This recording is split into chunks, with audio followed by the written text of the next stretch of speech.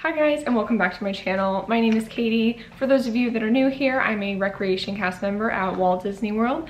I make videos about my job, the theme parks, and just Florida life in general. So if you're interested in content like this, hit that subscribe button and follow me over on my Instagram.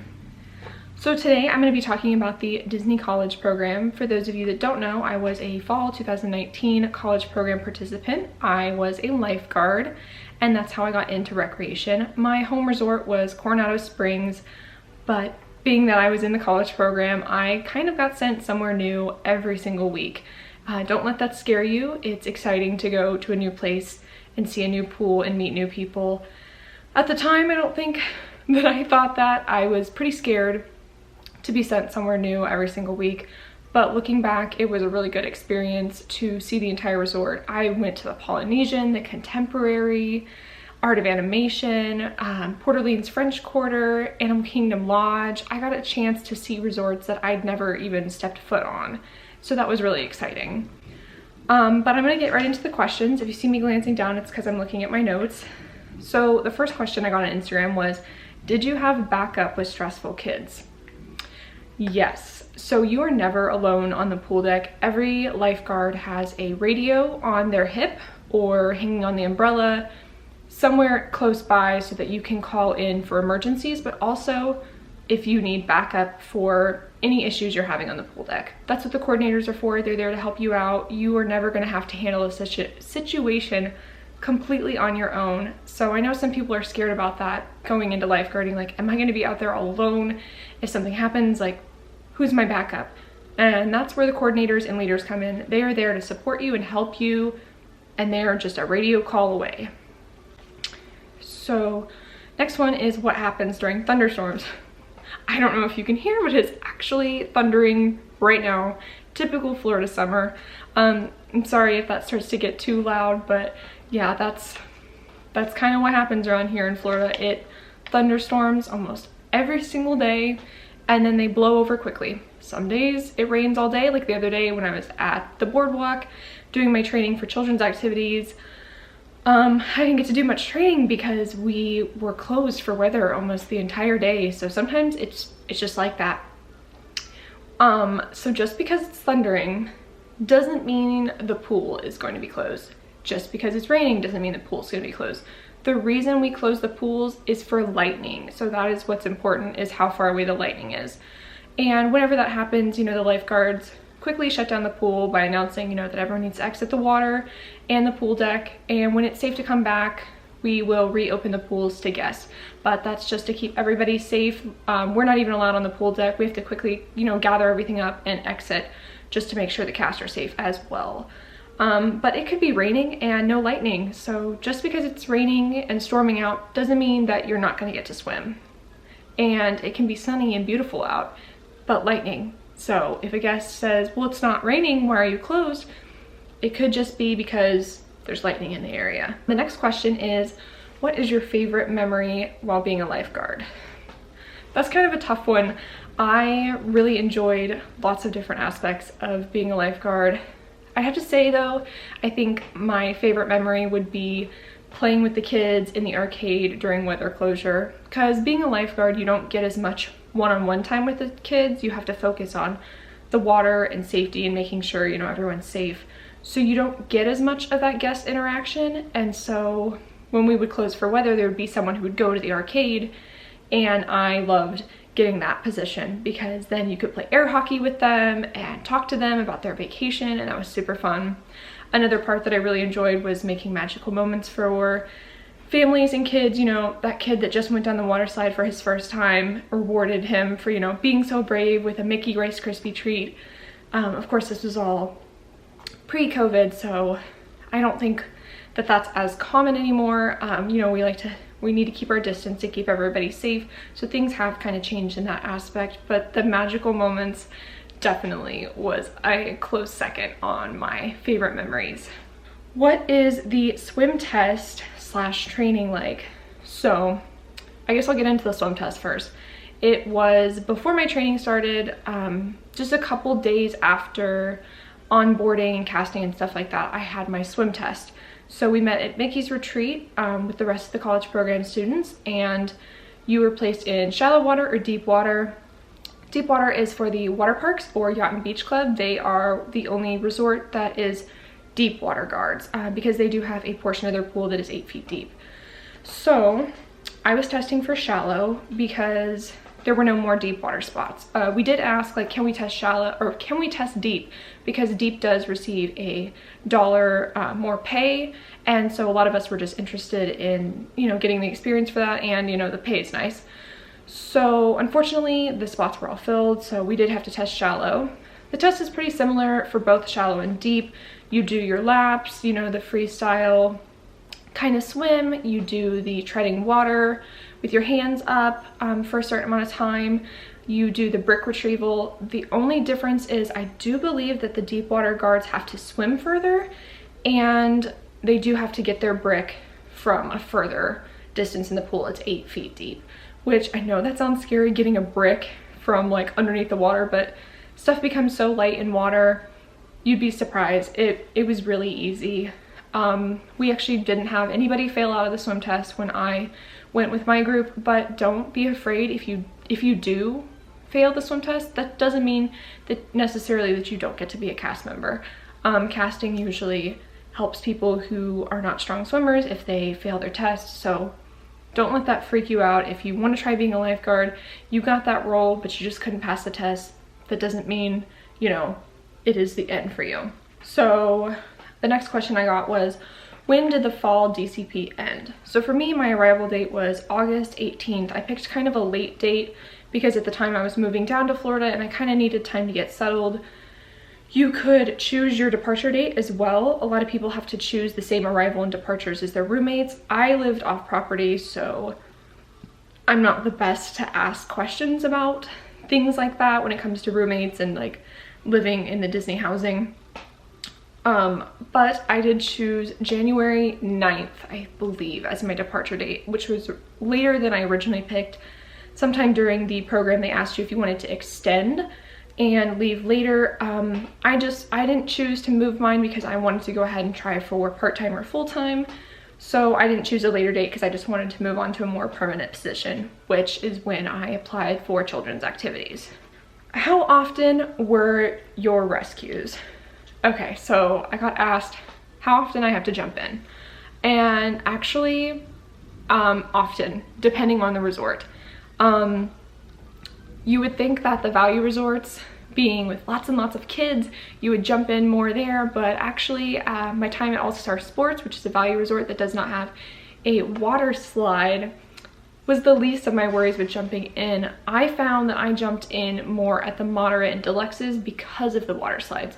Oftentimes kids, you know, get really brave and the current kind of takes them under right at the end of the pool. Almost all of my jumps at Coronado were right at the bottom of the slide.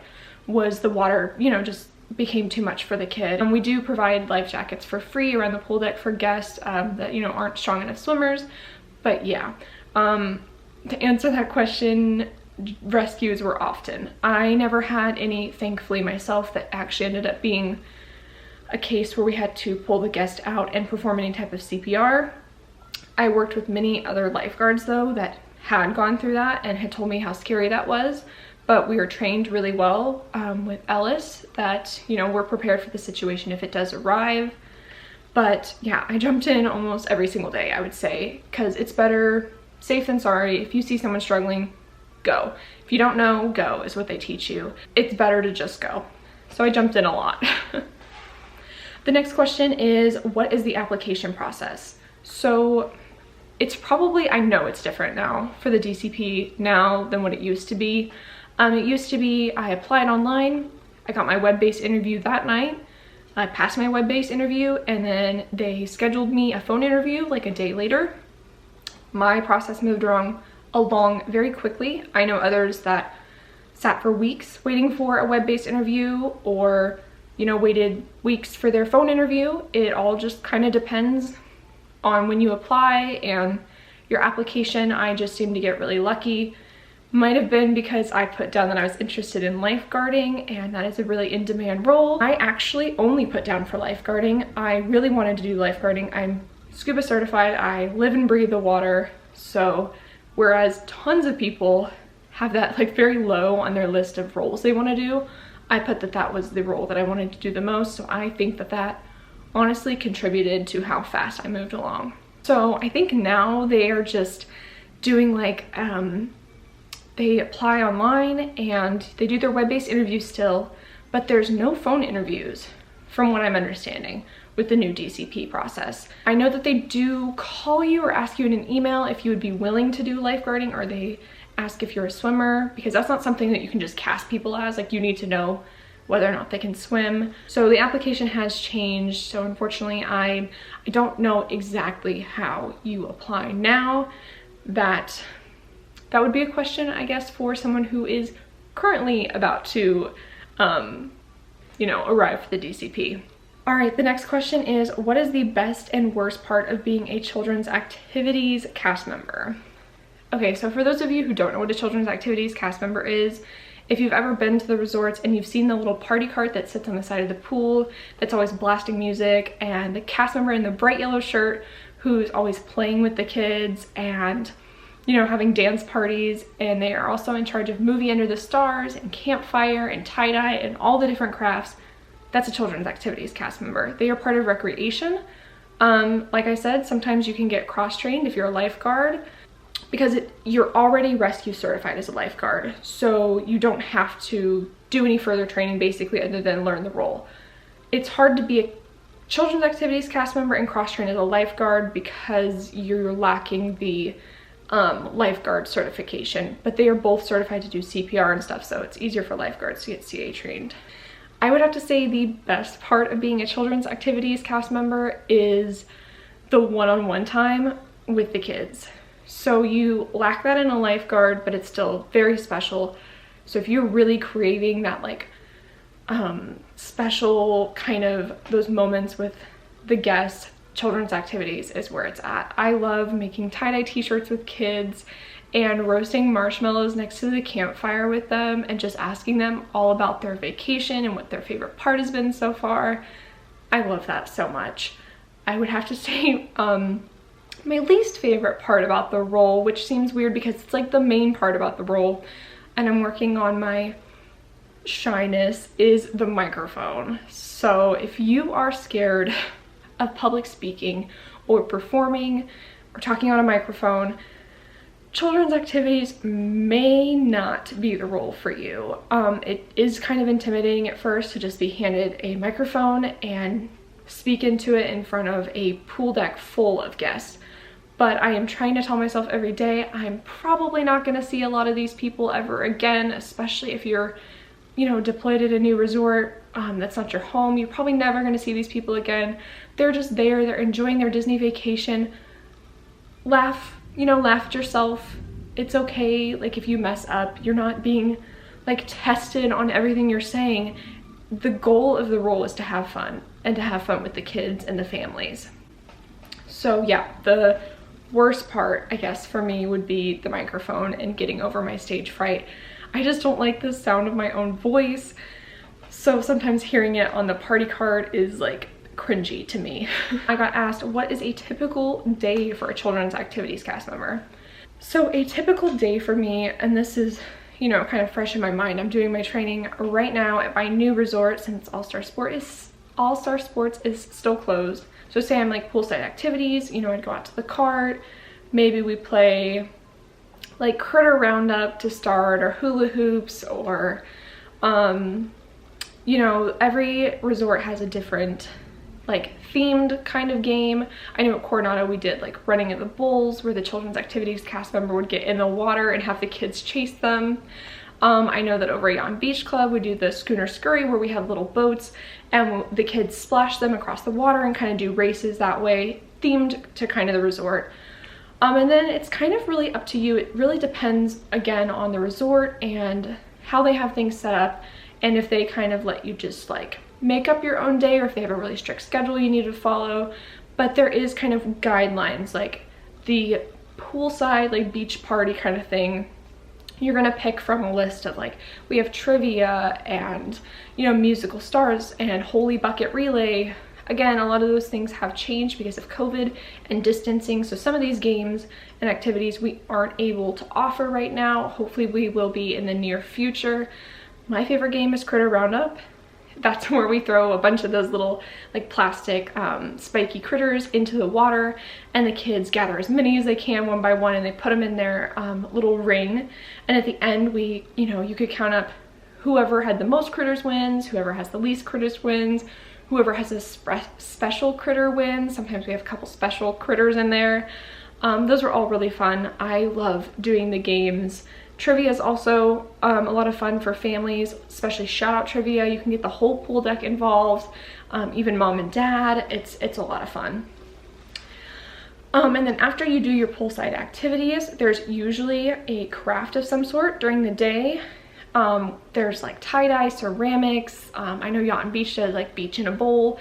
Again, they're kind of themed to each resort. Every offering is going to be different depending on what kind of resort you're at, deluxe, moderate value, or what their schedule is for the day. So it changes everywhere. I personally am a big fan of Mickey tie-dye. That's where they make the Mickey head on the shirt. We tie them in a certain way where when the kid or family guest tie-dyes the shirt, after they rinse out, it'll have a Mickey head on it. So that's super fun. Also used to offer campfire, which is coming back soon. I'm so excited. I love roasting marshmallows. I will say the campfire in the Florida heat, not as fun, so I'm not looking forward to that part of it, but I am so excited. Guests love campfire, so I'm excited that we're offering this for them again. That is where you get free and unlimited marshmallows to roast to your heart's desire. You can purchase a s'mores kit, which is awesome, and roast s'mores as a family and by the campfire. That's a lot of fun. And then we usually do movie Under the Stars. It's not every single day. Typically it's like every other day, a couple times a week. Like last week we were showing Onward, and if it rains we always move it inside. So just because it's raining doesn't mean movie's not happening. Anytime there's a movie day, the movies change each month too, which I think is fun. Sometimes we offer things like sunrise yoga. There's like fun runs that the resorts have. So there's lots of different activities going on at every single different resort. And like I said, it's all different depending on what resort you're at, but we're in charge of a lot of fun stuff as a children's activities host. So it's a busy and fun day. That's what my day is like. The next question is the DCP hard, and are there certain rules you have to follow? So I would say that the DCP isn't hard necessarily, but sometimes the hardest aspects for me were that you did get scheduled a lot because they did have to make sure you made enough money for your rent on Disney housing. So you were scheduled typically a minimum of 32 hours a week. Sometimes that could be more, but you did have your minimum. You could always give away, depending on your leadership, if there was, a reason you needed a day off, but there were always plenty of hours to pick up. So for me, the hard part about the DCP, I think, was getting the closing shifts, because you don't have any seniority. So the cast members that do work there full-time, they get dibs on the better shifts. So that would be the hard part. Certain rules, every cast member has to follow the same, guidelines, Disney look, the 5 keys. We're all following the same rules. There's not too much that I can think of that was different from a full-time, part-time cast member and a DCP participant. You're all a cast member, so you all follow the same rules. But for me personally, at my resort, I didn't feel too different from the full-time and part-time lifeguards. And the last question I got was, what are the changes since the pandemic has happened? So a lot has changed since the pandemic, but in the same way, a lot hasn't. So the magic is still there. We are still there to provide excellent guest service and a magical experience. None of that has changed. We just have to keep everyone's safety in mind. So, some of the things that we offered a year or two ago aren't currently here right now. But most guests have been understanding, and they're just so appreciative to just even be here in this really trying time. So some of the restaurants are closed, some of the shops, the bars, things like that, but everything is slowly kind of coming back to normal, which I'm super happy to see everybody get back to work.